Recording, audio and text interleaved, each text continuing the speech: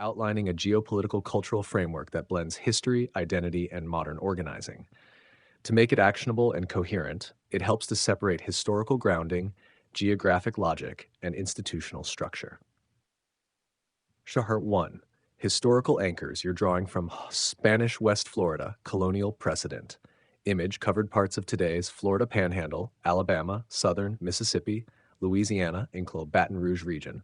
Functioned as a Gulf Coast administrative zone, strategic orientation, trade, ports, military control. In your framing, this becomes a Gulf-facing block, West Florida block. Gullah Geechee corridor, cultural civilizational zone. Image runs from North Carolina coast, South Carolina, Georgia coast, North Florida, Jacksonville area. Strong retention of African linguistic patterns, spiritual systems, land-based communal identity. In your framing, this is a coastal Afro-Atlantic civilization corridor. Number 2, your proposed dual block structure. You're essentially defining two organizing cores inside a broader New Africa framework. And A West Florida block, interior plus Gulf axis. Anchor HQ Shreveport. Geographic logic, Louisiana, Mississippi, Alabama Black Belt, Florida Panhandle, East Texas extension. Characteristics: inland Gulf hybrid, strong Black Belt demographics, energy, logistics, river systems, Mississippi River Basin.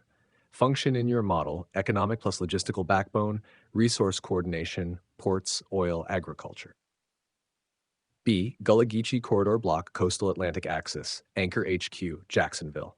Geographic logic, Jacksonville, Savannah, Charleston, coastal NC characteristics, maritime culture, diasporic continuity with Caribbean Africa, tourism plus cultural capital. Function in your model, cultural legitimacy, international diaspora bridge, soft power, identity, heritage, diplomacy. 3. Jackson as strategic connector, Anchor HQ, Jackson. Jackson sits between both blocks, West Florida to the west-southwest, Gullah Geechee corridor to the east via Alabama-Georgia routes. This makes Jackson a political/administrative capital candidate, a neutral coordination zone between inland and coastal interests. Manner 4. Interpreting United States of Africa in your context. What you're describing is not literal continental governance, but a diaspora-aligned macro network. Links: U.S. Black Belt plus coastal corridors, Caribbean, Haiti, Jamaica, etc., West Central Africa, Igbo, Akan, Sahel regions. Your blocks function as entry points into that wider system, regional governance prototypes, cultural economic federated units. 5. Organizational model, clean structure. To make this operational, think in layers. Layer 1, regional blocks, West Florida block, Gullah Geechee block. Layer 2, anchor cities, HQs, Shreveport, economic logistics, Jacksonville, cultural diaspora gateway, Jackson, governance, political coordination.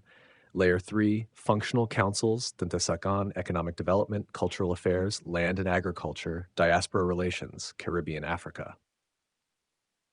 Number 6, reality check, important. For this to move beyond concept, it must operate as cultural networks, economic cooperatives, political advocacy groups, not sovereign states. Key constraints: U.S. federal state law, jurisdictional fragmentation, capital access. Strategic insight. What you're really building is, open quote, a dual-axis black regional system, Gulf interior, production, logistics, Atlantic coastal, culture, diaspora connectivity. Close quote, with Jackson equals political hinge, Jacksonville equals global-facing port of identity, Shreveport equals inland command plus expansion node. If you want to go deeper, I can.